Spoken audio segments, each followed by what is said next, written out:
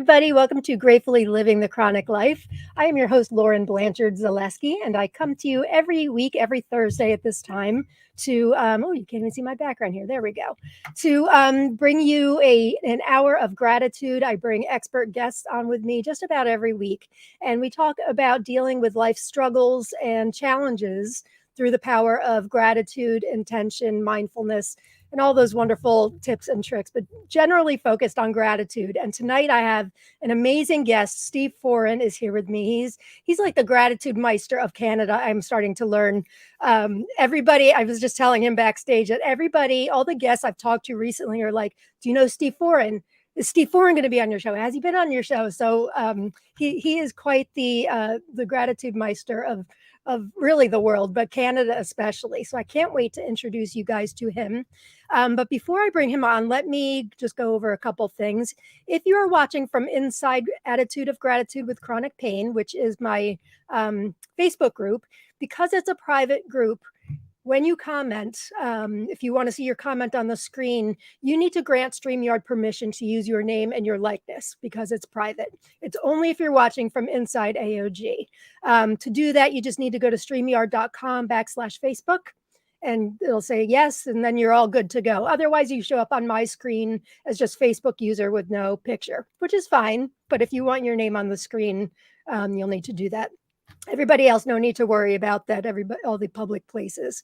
And then we've got a whole bunch of great episodes coming up next week. Sharon Saraga Walters is here with me, and she's going to be talking about boosting your gratitude practice. She knows Steve.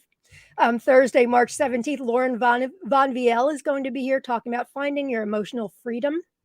The next week, I'm my own guest because my book really is being released that week. So I'm going to be talking about living with intention that week, which is the topic of my book, which I'll show you in a minute. And then to round out March 31st, Sandy Scarlatta, who is the host of the Happiness Solved podcast, she's going to be on talking about forgiveness. I just had the honor of being interviewed for her podcast a couple weeks ago, and I think that'll be airing. Gosh, when did she say? April, I think. Sometime in April, I will let you guys know. So about my book, I'm allowed to officially announce it now. I haven't been. It is the 52-week intention journal, quick prompts to build a practice of reflection, focus, and meaningful change. I have it back here. I got my proof copy last week, and it is just, it's so beautiful. I love what the art department did. I'm very proud of this book. For those of you that have been watching for a while, you're a member of Attitude of Gratitude with Chronic Pain. It is 52 weeks full of topics that we deal with both in the group and here through the expert guests we've had on the broadcast for the past 2 years. This is episode 79 that we've got tonight. So each week has a topic and then 2 pages of prompts to help you apply it to your life. You can pre-order now on Amazon.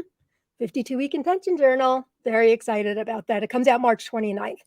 And I think that is it. Let me bring on our guest, Steve, because he's just so incredible. And I want to thank him for being on with us. So here we are. Steve Foran, welcome. Thank you for being here with us. Sharon, it's great. Lauren, it's great to be here. I'm just waving because I know in the intro, you wear your reading glasses and look over the top. So I just want to fit in. I do that because I wear my glasses for distance, and this distance with my screen is always like I sort of need them and I sort of don't, so I look like a geek like this. But yeah, that's usually what I do. I got the same thing with my readers, and I look over them all the time. So anyhow, it's awesome to be here with you and with you here as part of the audience as well too. So I met Steve a few months ago. I've shared this actually with my last several guests that I've only been on LinkedIn for a few months. I went on initially, I think to promote my first book, which came out at the end of November. I always viewed LinkedIn as kind of like what the business people go to. And I'm not really a business person. I guess I sort of am now, but I just thought it was very corporate. I had no idea the population of gratitude spreaders that I've met on there. And Steve, I think you were one of the first ones. You're just everywhere. You've got a wonderful company called Gratitude at Work. You've got all sorts of things going on. So why don't you tell us a little bit about you? I'm an engineer. My heart is an engineer, and yes, engineers do have hearts. I'm married to one. Oh, yeah, dark charcoal gray, but we have hearts. And I probably 22 years ago, 23 years ago, just had this realization that it was as if my life was handed to me on a silver platter. And I had, I had gone from kind of thinking I did it all on my own, self-made person, to having this realization.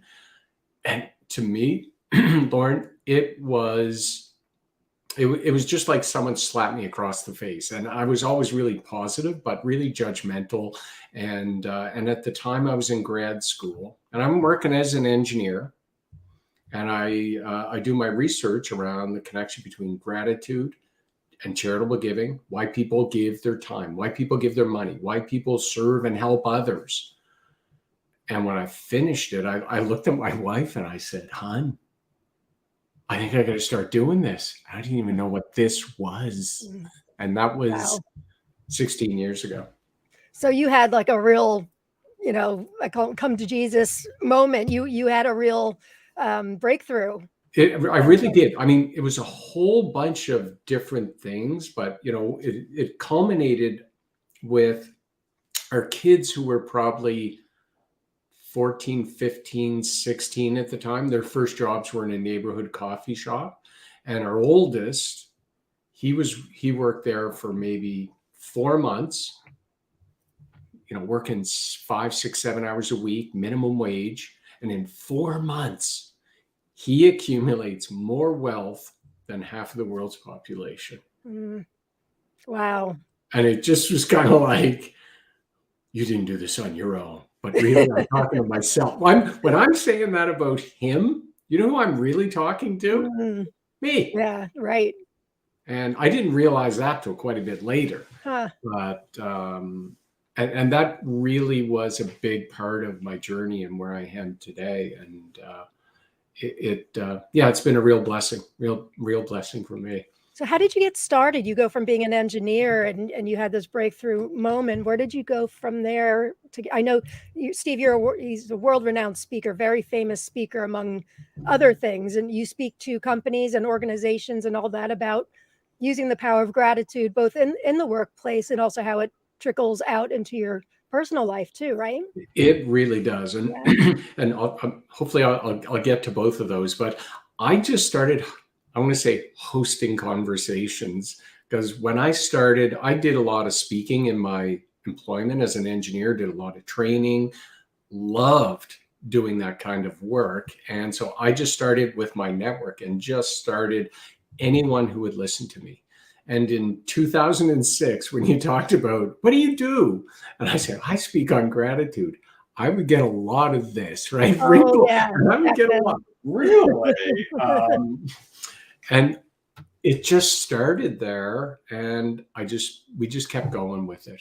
And nowadays, it's not as strange as it was back in 2006, right?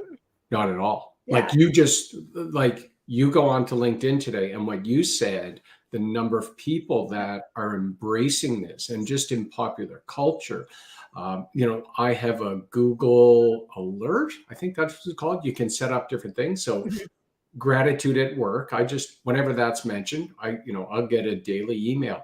I've had to cut it down because it was exploding over the last couple of years, right? So because your company is named Gratitude at Work, but you're getting Google alerts for any time that gratitude and work is mentioned. It's mentioned. That's interesting. And it would, 10 years ago in November, it would skyrocket, right?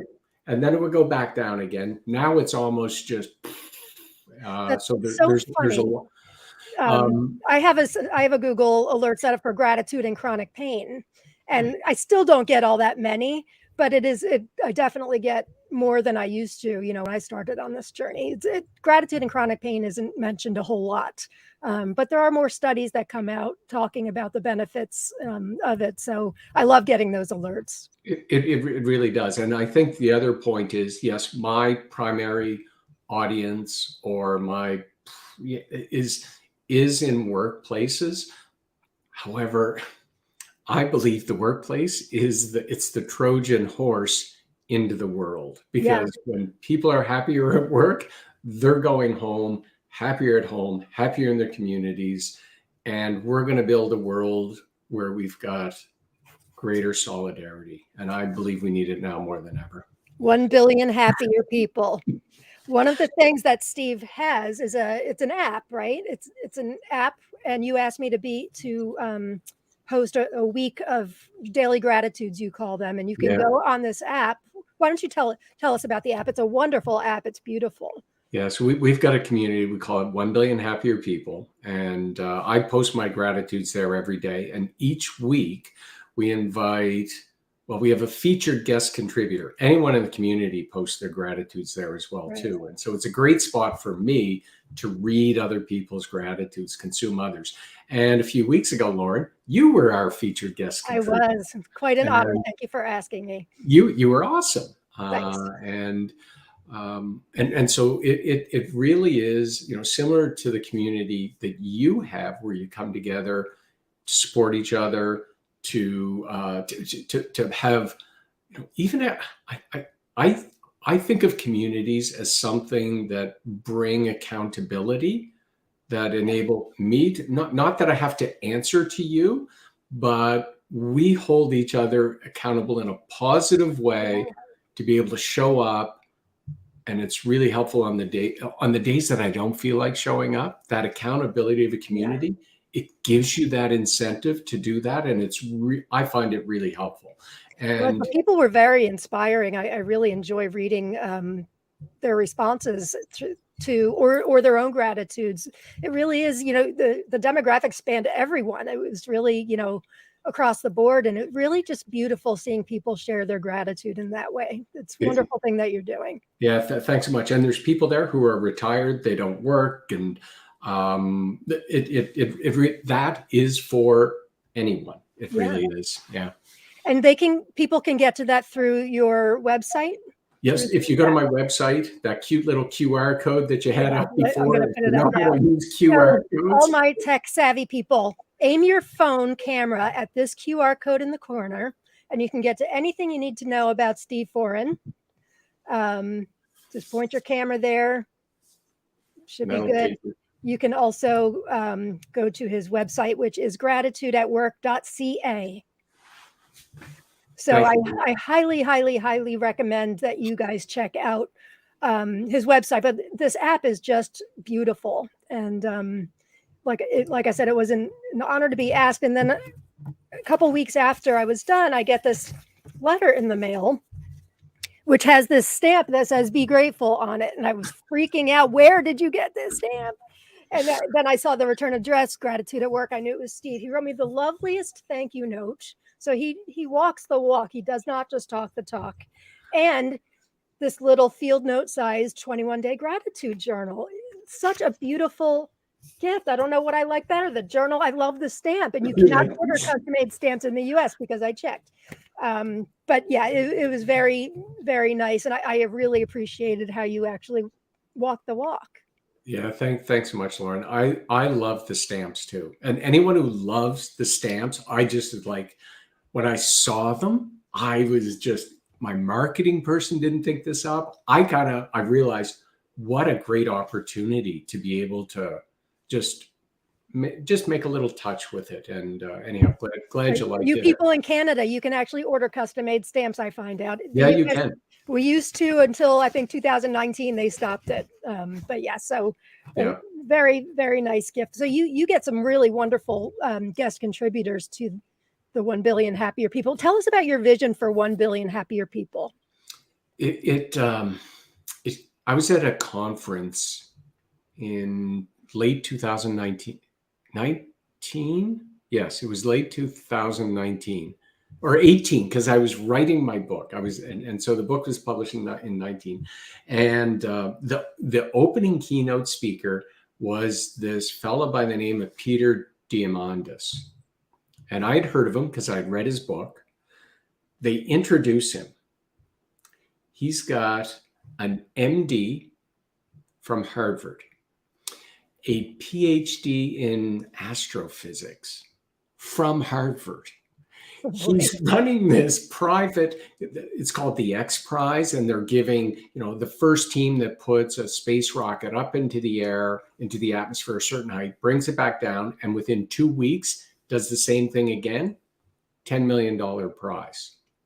And at the time, the current X Prize was the first team that can develop a system that extracts 2,000 liters of water from the atmosphere per day for less than 10 cents a liter, $10 million. And so they introduced this guy. I'm thinking, I'm not even worthy to be in this room. Of course, we're all worthy. Yeah, right. Anyhow, at the end of his end of his session, he opened it up for Q&A, and someone asked him the question. They said, Peter, how do you decide what you put your time, your energy, your money? How do you decide what to do? And he says, I ask myself one question. Does it have the potential to impact 1 billion people? And I got goosebumps. Yeah. And I just was like, I think it does. How? I don't know yet. That's 3 years ago. And I mean, do I know how to? I don't know. I'm just saying yes, experimenting, working. I know it's going to take more than me, and it needs a community. So that was the birth of it. And that's how it's evolved since then. Wow.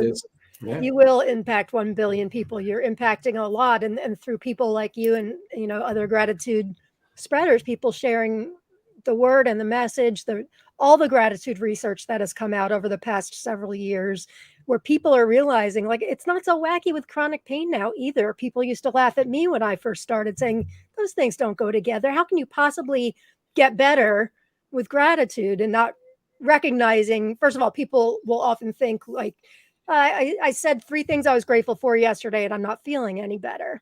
And that they don't recognize that, gratitude's a true practice, a regular thing. And it's more than just writing in a journal. It's living it, it's believing it, and it takes work. It takes practice. And it's not the physical pain that it helps. It's the emotional pain that comes along with the physical that gratitude helps. And in the 22 years that I've been sick, it is the single most effective treatment that I've ever had for my pain, physical and emotional. Is it really how long did it take you, Lauren, till you kind of noticed and started seeing a noticeable difference? Or was it any particular practice that you were doing that really made a difference for you? It's a good question. I started the group 8 years ago with, gratitude in mind, obviously. I think it was 2016. I went through, I took on an undertaking on Facebook to do one thing I was grateful for each day on my personal page. And I couldn't repeat anything. And I didn't make them things of material value. I wanted all readers to be able to relate in some way. So I did 366 different gratitudes that year. And that was a very surprisingly profound experience for me, because when you have that many, you have to really dig deep, don't you?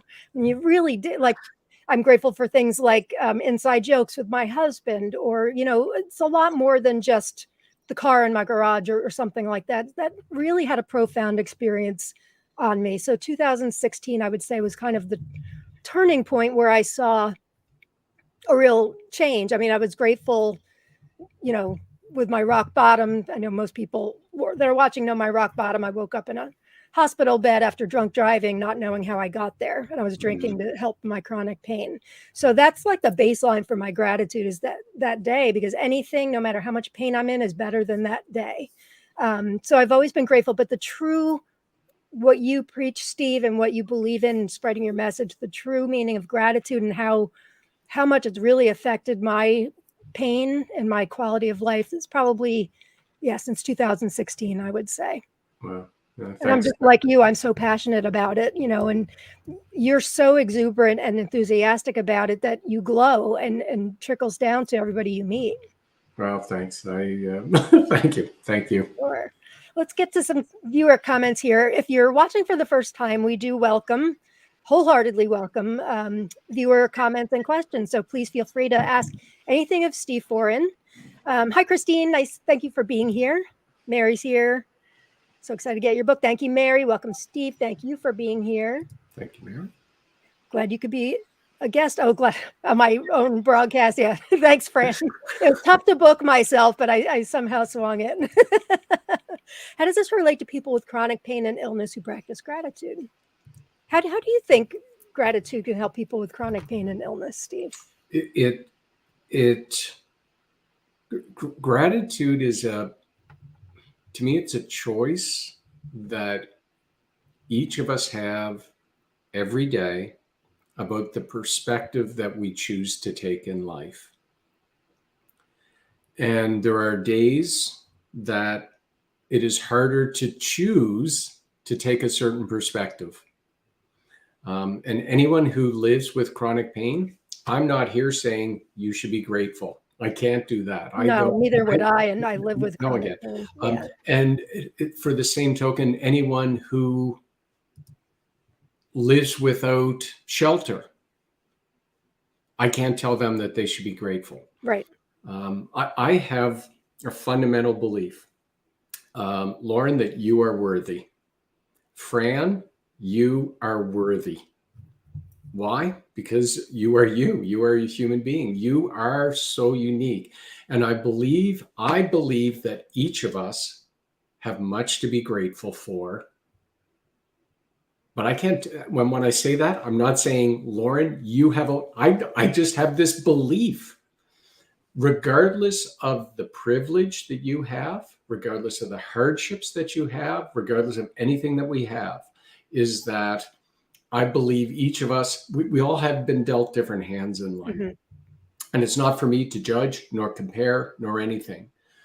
But in 2000, that 20 years ago or 22 years ago, when I saw my life just handed to me on a silver platter. Mm-hmm. I saw my life as a gift.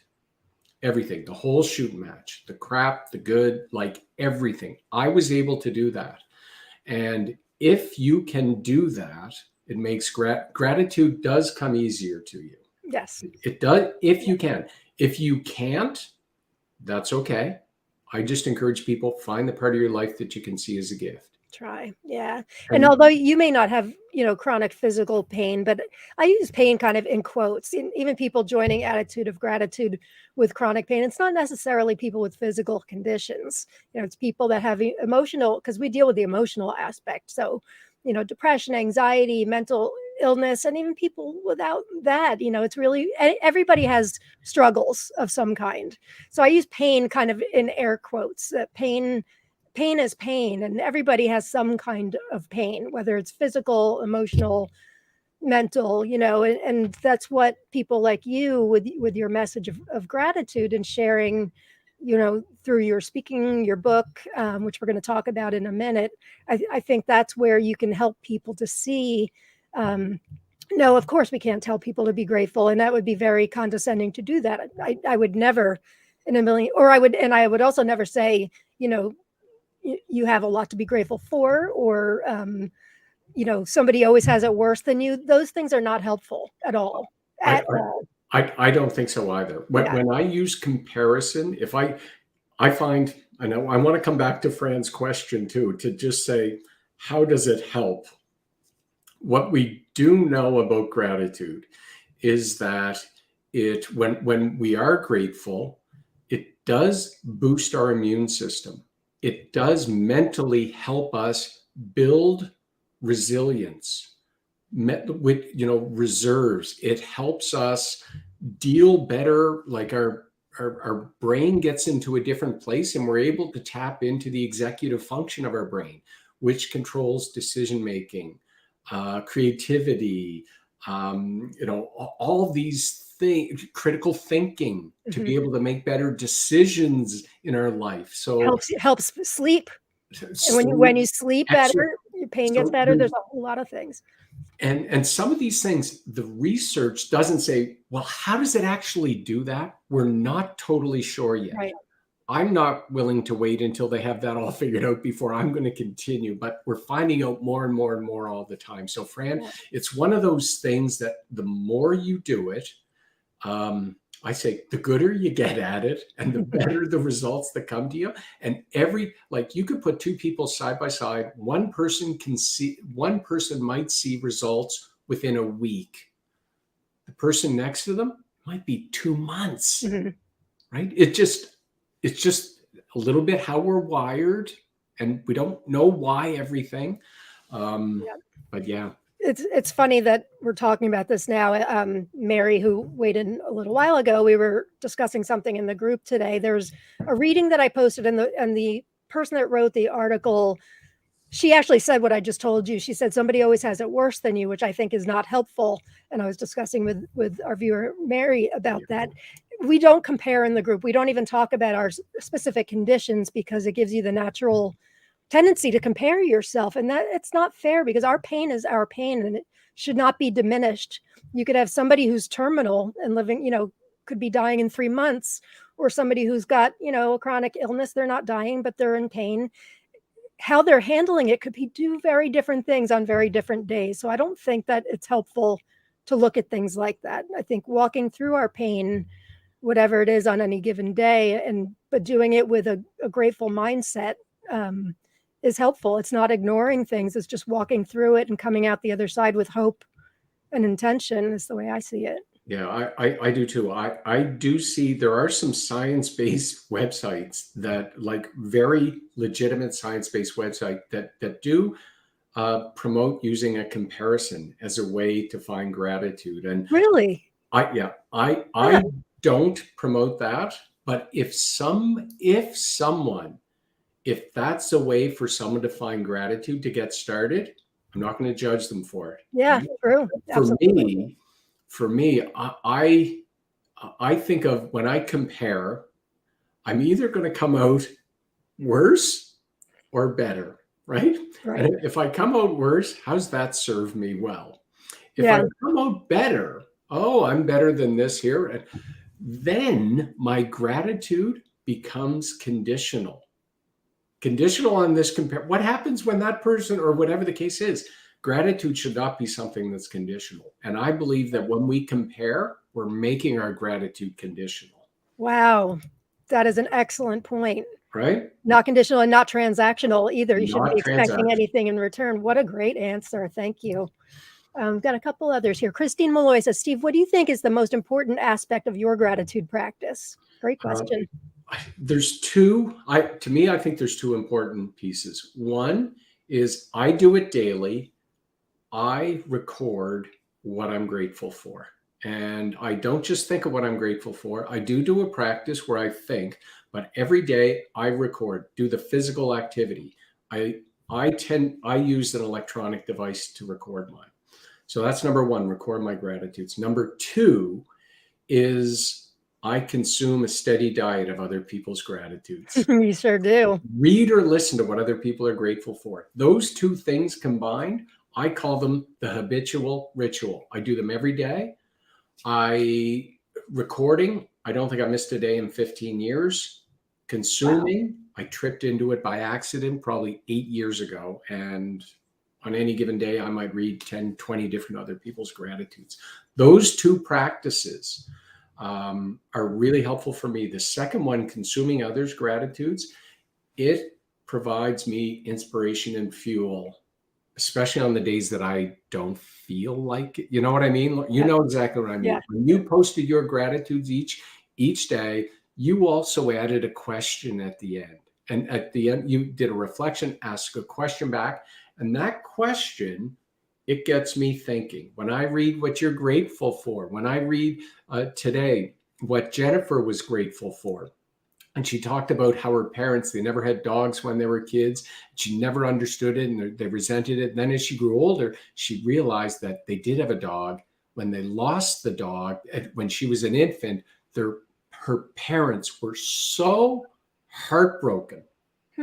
They never could imagine having another dog and losing that dog again.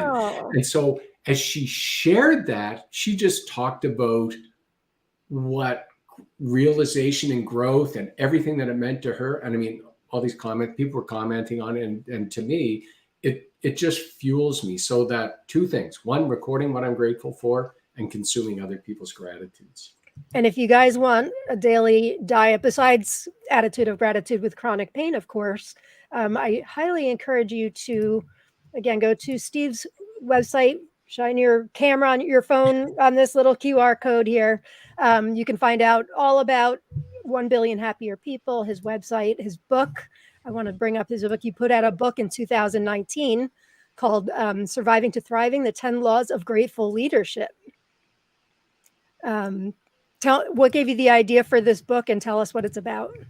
Any speaker will tell you that you got to have a book. You got to have a book, Yeah. right, Lauren? How many people, you got to have a book? Yeah. And I had a goal: write a book, probably 5-6 years.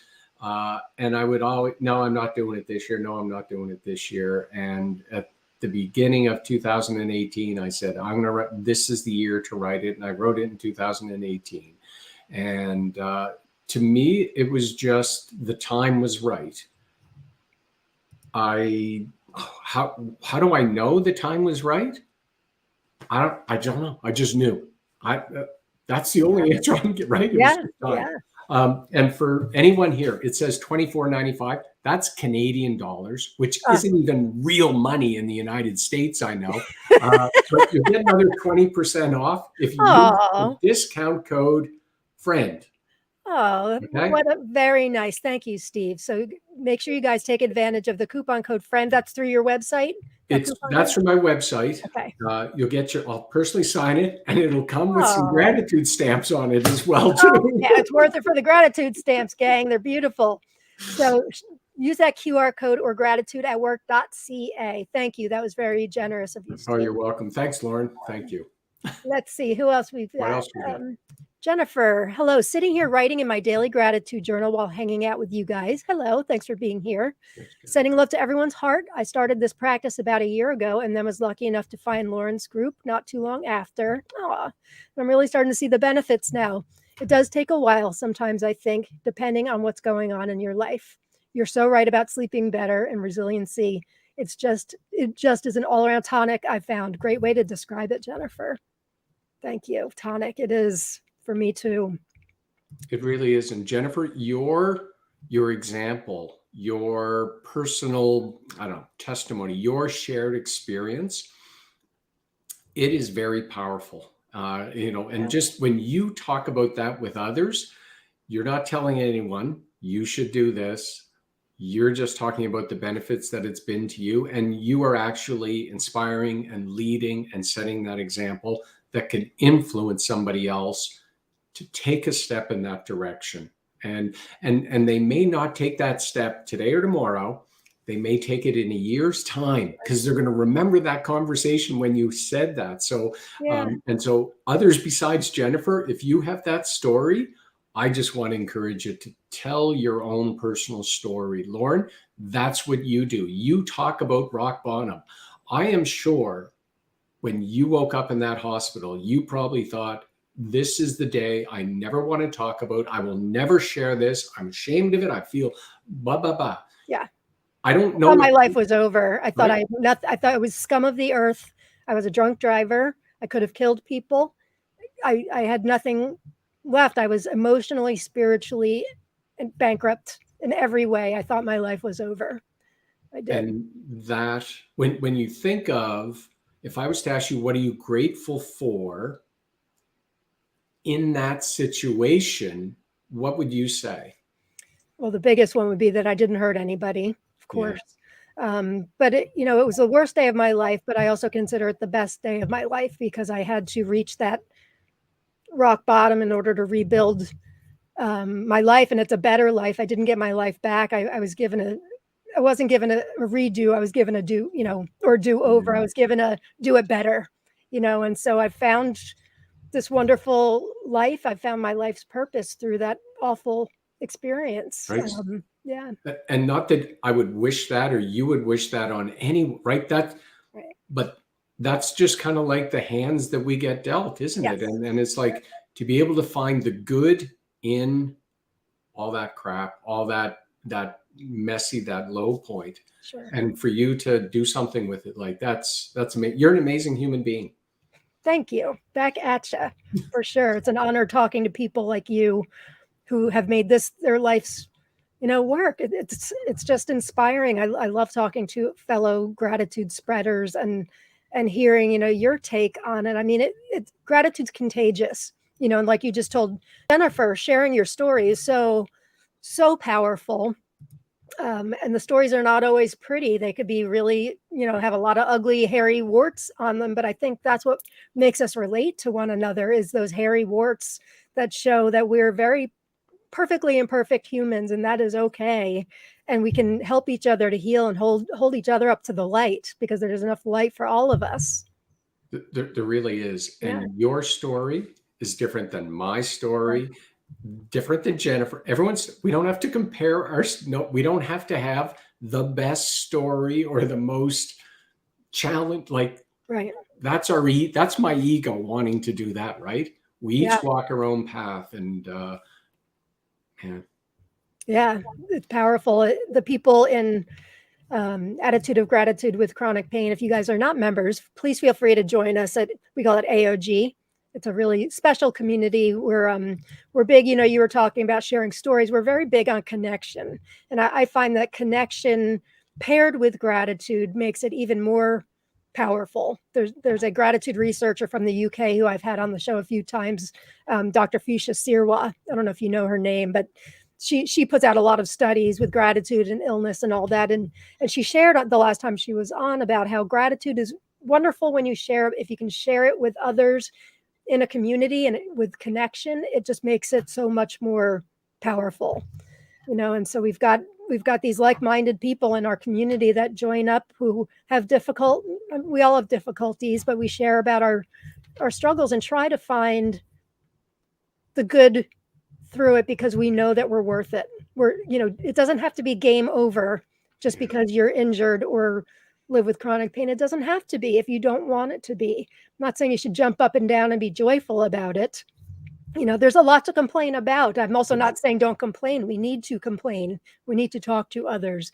But I used to complain a lot, and I used to stew in my pain and just, I couldn't get past it. I couldn't get through it until I kind of tried to move forward. And that's what gratitude helps me with. So how do you help companies when you go to a company and speak or help them develop programs too as well? You do that as well, right?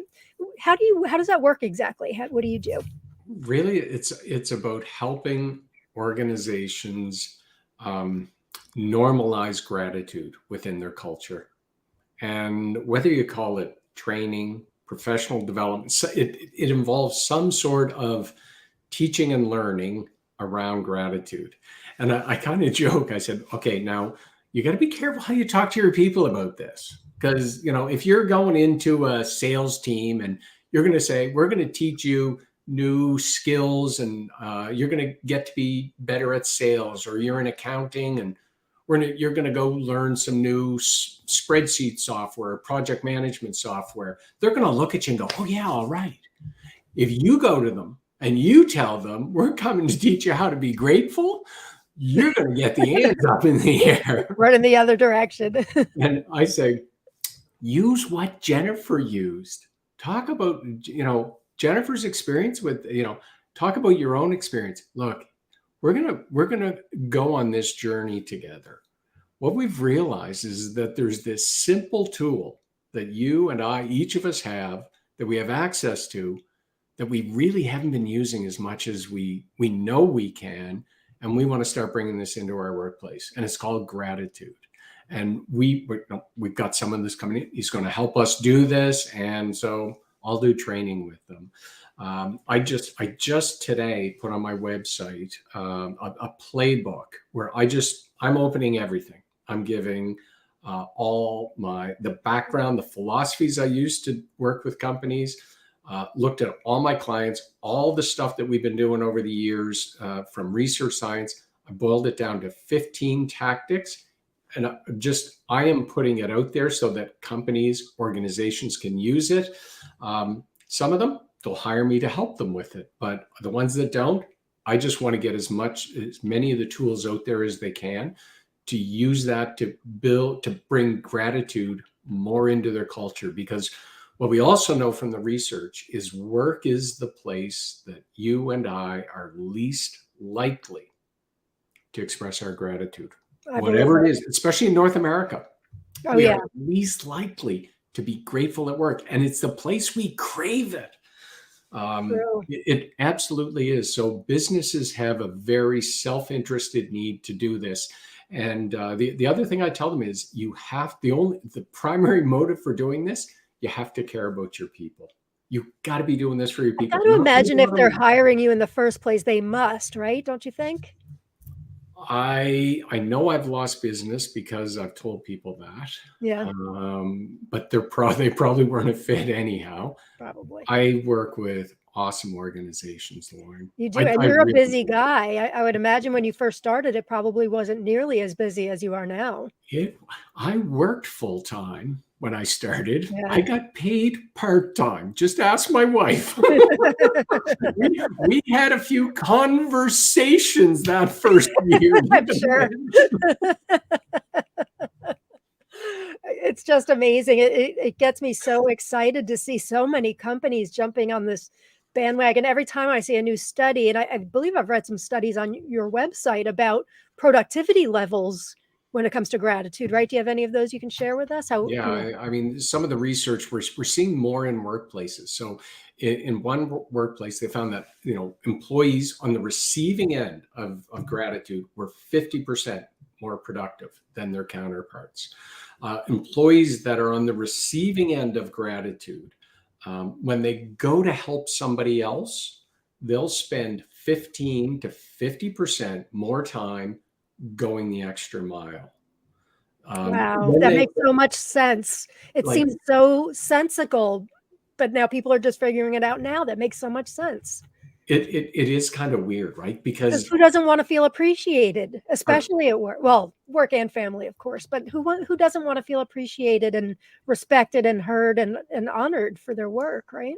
it really is. I mean, not feeling appreciated for as long as I can see, when I look at studies, why people leave their jobs, it's one of the top 3 reasons: not feeling appreciated. I believe it. Wow. It continually ranks in 1, 2, or 3 in those. So it just, to me, gratitude is it's a lever that you can use for your business, but you got to be cautious, because if I'm using you, you're going to know really quick. Like if you're being used, you know quickly, right? Yeah. You can't fool people. So if you're genuine with it, it's going to work. That's fascinating and exciting. Your guy in high demand. Facebook user says, gratitude brings me joy. Awesome. Me too. Christine was responding to what you were saying earlier. Good idea. Totally agree. Lauren is amazing. Thank you, Yes, Mary. Thank you, Mary. Vicky, how can gratitude impact leaders when things may be challenging? Good question. Oh, like the last 2 years, maybe, or the last 20, right? It really is. Vicky, that is an awesome question. Yeah. It's a question that, when you create a culture where people feel safe to be able to ask a question, and not say you should be grateful in the challenge, but like just the same way I said to Lauren, we've talked a few times, Lauren, you've been a guest on. I felt comfortable asking you the question when you woke up that morning, as you look back on it today, what might you be grateful for through that challenge, right? And I believe that I can't ask that question to anyone, but each of us can ask it of ourselves. Mm-hmm.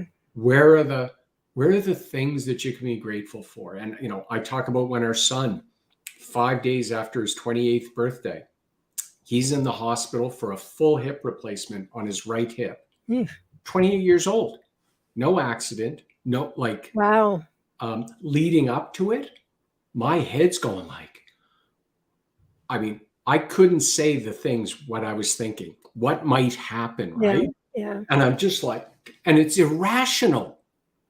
And then I just got out a list and I started, what am I grateful for? I'm not grateful Nick had a hip replacement, but he's got this amazing surgeon, probably done this operation thousands of times.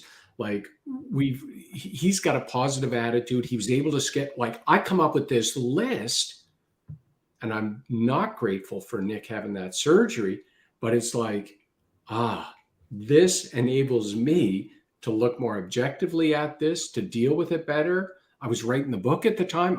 It was distracting me from all these things. And so in the challenge, gratitude is really about asking us, in this challenge, where's the good? Yeah. That you have health care, that there's a doctor that can perform it, that your son hopefully is no longer in pain. He's no longer. It's all these things. And because our brains are hardwired to focus on the negative. Yep. So the negative bias. We have to. We've got, like, when a negative experience happens to you, Vicki, when it happens to you, it immediately gets stored in long-term memory. Yeah. It's your brain trying to keep you alive into the future. Yep. Positive experience happens, you've got to hold it in your brain, in your mind, somewhere 10, 13, 30 seconds for it to go to long-term memory.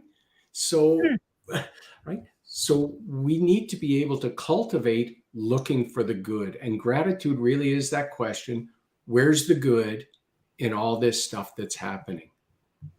Such a great example. And you explained it so well. I think those who don't really know the true ins and outs of gratitude think that it's just looking on the bright side. And it's so not looking on the bright side at all. And it's not, it's not complacency. There's a lot of talk of gratitude, signaling complacency. It's none of that. It's dealing with that negativity bias. Like you were saying, you're going to have, 100 great things said about you in one bad thing in one day. You're going to be focusing on that one thing. Actually, I had this happen today. I had a wonderful day, and I just got an email a little while ago that didn't make me very happy. And I'm quite happy to be here with you tonight, but I'll be thinking about that email tonight because that's how we are wired. But with a practice of true gratitude through, the things we do in the group, through the things you do with your app, your website, your book, we can, put a little padding around that negativity bias and make our lives easier to find that good stuff. Doesn't mean you're not going to see the bad stuff, but it just makes things a little diluted, I would say, right? It like when the bad stuff happens, when the chaos happens, when the challenge happens, I believe we need access to the part of the brain that critical thinking, all these things. When you're in a negative emotional state, you lose that. So to be able to deal with these things, that's where we need to be in a positive emotional state. And it gives you that ability to do it. And when you go to that negative emotional state and your brain takes over with that fear, your body responds the way it would have 10,000 years ago if you were being attacked by a tiger. Like cortisol, blood, like everything that happens physiologically, as if your life is in danger, happens when you read that email, right? And that when you have cortisol running through your system on a continuous basis, that is not good for you. Right. And you mentioned the word fear. That really is what it is, isn't it? It's all fear-based. It is. When you chip away at it and get down to its core, it's really fear, those negative things. And we have to, we're self-soothing beings. We want to soothe ourselves. And so we, like I used to turn to alcohol to deal with my pain. That's how I dealt with it. It worked until it really, really didn't work. But a lot of us turn to things like alcohol or drugs or not eating or, over shopping, all sorts of bad habits to soothe our souls, which are in pain. And gratitude can help with that. Yeah, it really can help with that. It can. Let's see what else we got here. What do we got? Fran wants to know, is it different in the nonprofit arena? Great question. And it different? Can you just expand a bit? I don't think it is. And in terms of the workplace in a nonprofit arena, Yeah. I see similar types of things, and we do work with nonprofits as well too, Fran. I think the other thing in the charitable sector is that gratitude it really can play a key component, because I believe everyone has a need to say thank you, to give either their money or their time or their talents. And again, it's just a lever that you can tap, not to manipulate people, but to help them live out that need to serve and help others. So if you want to expand a little more, Fran, I'd be happy to take that in another direction if that's not what you had meant. Lauren, what's your take? My take is she probably means is dealing with the people that work in a corporate versus a nonprofit. Is it different? But yeah, Fran, if you wanted to elaborate, if that's not it, he'd be happy to answer it for you. You were talking about, gratitude in the workplace and then trickling down to the home. Have you seen the new show on Apple TV called Severance? Last night I just turned on the Apple TV to look at a couple of shows. I noticed that one, and we were there because someone said, you got to watch Suspicion. So we watched a couple episodes of that. That. We're kind of getting into that. You need to watch Severance, Steve, because the premise of this show, and it's starring a guy from Parks and Recreation, I forget his name, but the premise is these people work for this big company like a Google or something, and when they get hired, they agree to get something implanted in their brain where at work they don't even know of a home life, and at home they don't know of a work life. They agree to this. So I was thinking about gratitude trickling down into the home. It's kind of new agey. It's strange. I think I like it. I've seen a couple episodes, but kind of a scary take on it, that gratitude, I guess they want you to be more efficient at work, so you're not thinking of the things at home and vice versa. But in reality, that does not exist. So how do you see with the people that you work with in your corporations or nonprofits, how do you see what they do at work with gratitude? How do you see that trickling down to their family life? They talk about it at their dining room table. They ask those with children, whether they're younger or older, or, they use age appropriate language to, what was the best part of your day? And, I want to give them some questions, when,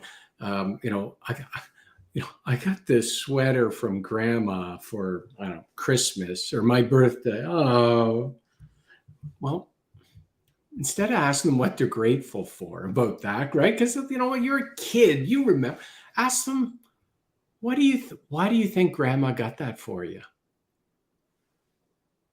Because she loves me. Yeah. And you know what you're doing when you do? So you use that type of language, and that when we understand the motivations behind other people's behaviors, like even when I do my daily gratitude, so what was the motivation for why someone did something we can be grateful for, and see that.